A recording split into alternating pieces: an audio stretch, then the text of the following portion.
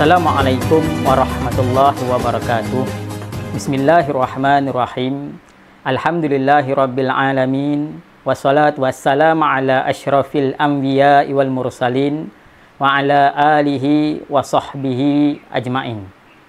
Hadirin dan hadirat yang dikasihi Allah, sahabat-sahabat yang dimuliakan, insya-Allah hari ini saya Ustaz Ahmad Faisal bin Arba'in akan menyampaikan sedikit tazkirah Ramadan yang bertajuk Ramadan dan Syawal. Tuan-tuan yang dikasihi Allah, hari ini alhamdulillah kita bersyukur pada Allah Subhanahu wa taala, kita dah mencapai 19 Ramadan. Jadi marilah kita sama-sama muhasabah diri kita, kan, sepanjang Ramadan yang kita sudah tempuh ini, adakah kita mencapai matlamat yang Rasulullah sallallahu alaihi wasallam suruh kita lakukan pada bulan Ramadan, iaitu man qama Ramadan imanan wahtisaban ghufira lahu ma taqaddama min dzambi. Nabi cakap, Nabi bersabda, siapa yang menghidupkan Ramadan dengan penuh keimanan dan wa ihsanan, dengan keikhlasan, ghufira lahu, maka diampunkan dosanya yang sebelum ini. Tuan-tuan dan puan-puan, mana nak dapat pahala yang begitu banyak pada bulan Ramadan ini, tuan-tuan? Kita dah menghampiri fasa terakhir Ramadan, yang mana pada fasa terakhir ini Rasulullah sallallahu alaihi wasallam meningkatkan ibadahnya. Karena Rasulullah sallallahu alaihi wasallam yajtahidu fil ashril awahiri ma la yajtahidu fi ghairi.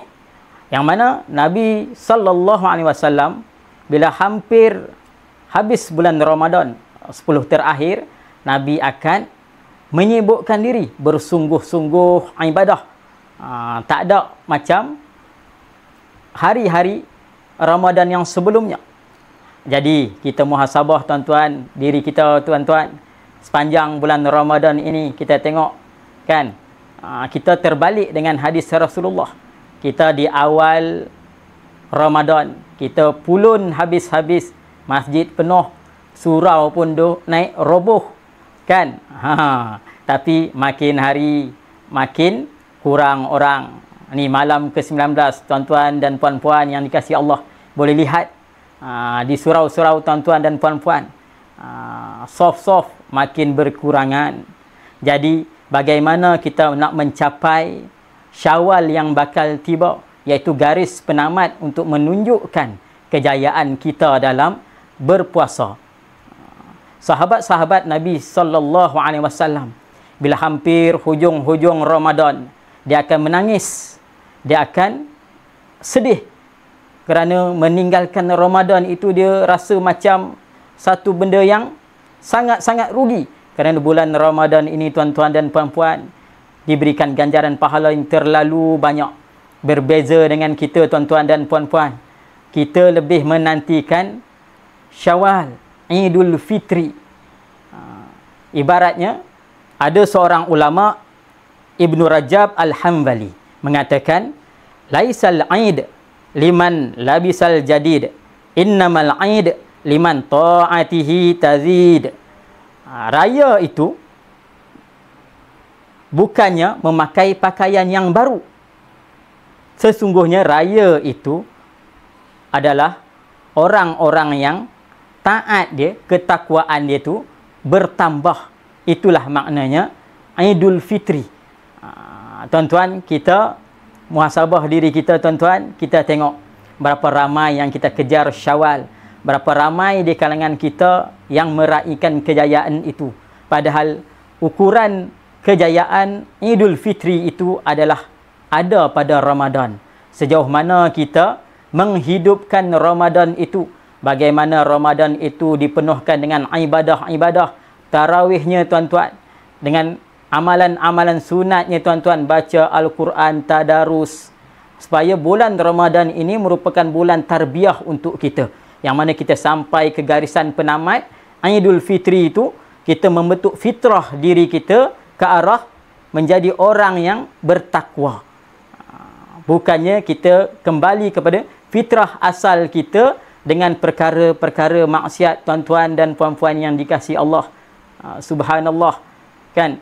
Kita pada hari Syawal semua kembali kepada fitrah, tapi bukan fitrah yang baik, tuan-tuan. Kita banyak lakukan maksiat pada bulan Syawal. Manusia-manusia, umat-umat Islam mula mendedahkan aurat, mula meninggalkan solat kerana keseronokan beraya, tuan-tuan dan puan-puan. Na'udzubillah min zalik. Minta kita jauh daripada orang-orang yang macam ini, tuan-tuan. Kesimpulannya pada tazkirah saya pada hari ini, marilah kita lihat bagaimana kita menghidupkan Ramadan. Yang mana Imam An-Nawawi mengatakan man qama itu menghidupkan itu iaitu dengan menghidupkan perkara-perkara sunat, antaranya solat tarawih. Bagaimana kita mentarbiah diri kita pada bulan Ramadan ini untuk mencapai kejayaan pada bulan Syawal nanti. Bagaimana kita nak membentuk, mentarbiah diri kita untuk menjadi fitrah orang yang taat kepada perintah Allah Subhanahu Wa Taala. InsyaAllah, mudah-mudahan saya harap tazkirah saya pada hari ini memberi manfaat pada diri saya dan diri tuan-tuan dan sahabat-sahabat yang dikasihi Allah. Dengan itu saya tutup tazkirah saya pada hari ini dengan wabillahi taufiq wal hidayah. Assalamualaikum warahmatullahi wabarakatuh.